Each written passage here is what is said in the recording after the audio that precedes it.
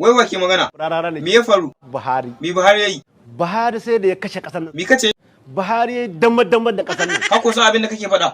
Buhari ya damar da kasar nan. Anya ko kai dan arewa ne? To ko da kun ba zai ga mun arewa ba. Ni dai ban gane abin da kake nufi ba. Kamata ka mai da hankalinka. A'a fahimtar ka ne ban yi ba. Ni ma ban fahimci wani ba. To ai a gwamnatin Buhari kai wani alƙawari. Ina ce zan taimaki mutum 1000. To ka taimake su? Sun ji shiru. Me yasa? Sai da ya kashe kasar. Waye? Buhari. Hotunan kuma ka bullo? Baba wannan maganar da gaske ne.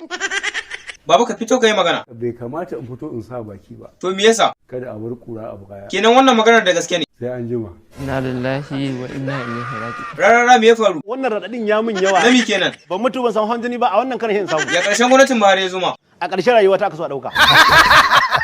To wannan gwamnatin fa? Kamata a ce ina ciki. Ban gane ba. Tunda aka hau gwamnatin nan ba a neme ni ba. Ni fa ban gane ba. Kamata ka mai da hankalinka. Har yanzu fa ban fahimce ka ba. Ni ma ban fahimci wani ba. To amma aka ce ka je Abuja. Zan je Abuja da sassafe. Kenan an kira ka. Ta gaskiya gidana nake zuwa. Wai tunun ba gida ya saya ma a Abuja. Wallahi da kudi na nake yi. To amma ai ka faɗi wata magana akan Asuwaji. Wata ukun da Asuwaji yayi ya bi shekara 8 din Buhari. Wata hujja ka dogara da ita? Wallahi zan iya rantse maka sau 3.